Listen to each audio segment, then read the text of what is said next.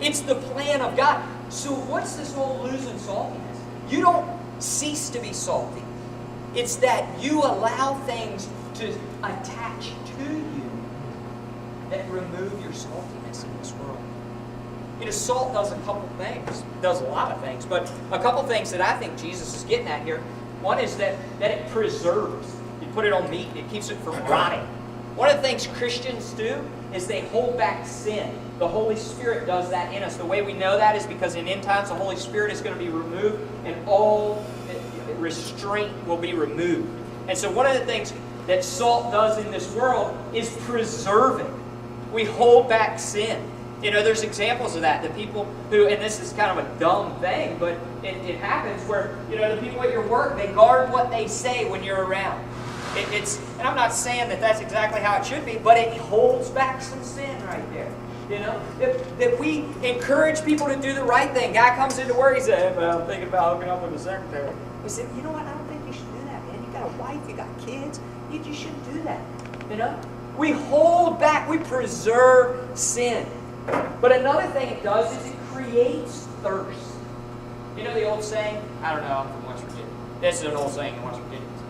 You can lead a horse to water, but you can't make him drink. But you can salt his oats. You know, you can't force a horse to drink. But if you sprinkle a little salt on his oats, he gets thirsty, and now he'll drink.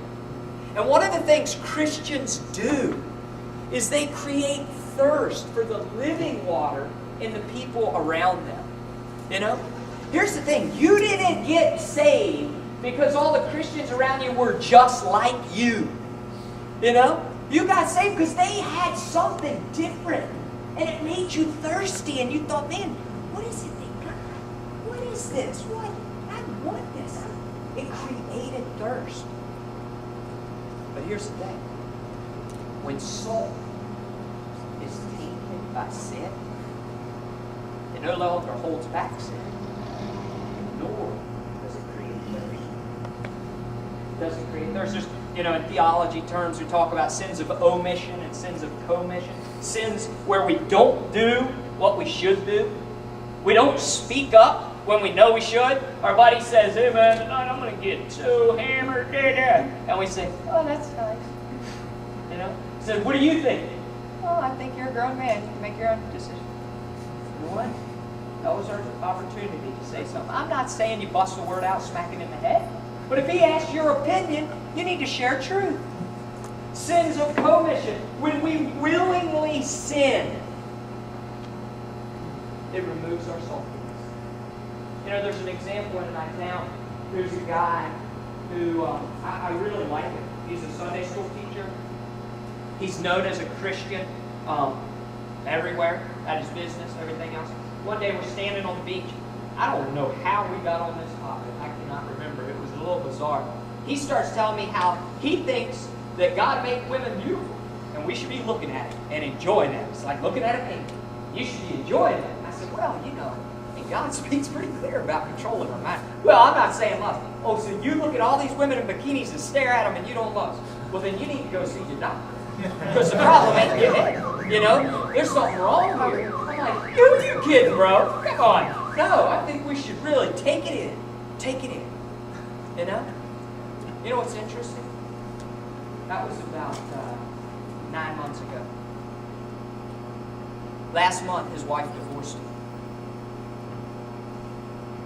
Over the last 4 years while I've lived in St. Augustine, I've noticed that everybody where he works knows he's a Christian.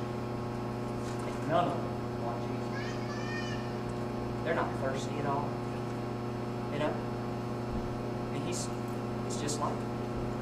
There's no difference whatsoever. You know, when they're hanging out, drinking beer together,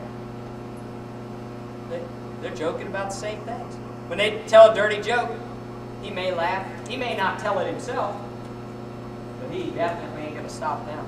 You know? And it's funny because one kid that's really close to him used to be part of Christian Surfers, and then they kind of grew up, and now they're just gnarly. And a buddy of mine hired this guy, and he said, "Hey, didn't you used to be part of Christian Surfers?" And he said, Yeah, that was kind of a fad I went through. Kind of over it now. But don't misunderstand me.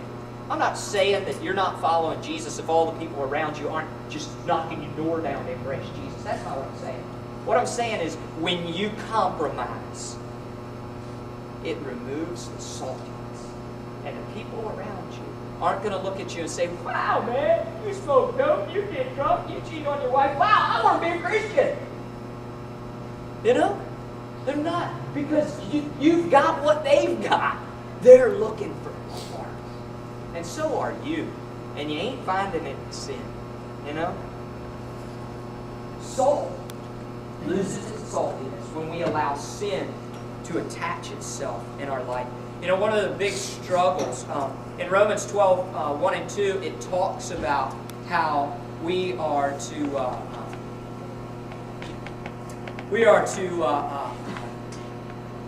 not conform any longer to the pattern of this world. You know what I get out of that? That means, to some degree, I am conformed to the pattern of this world. I mean, Paul doesn't say, hey, you know, he says, don't conform any longer, but be transformed. So I need to think about, hey, where am I already thinking like the world?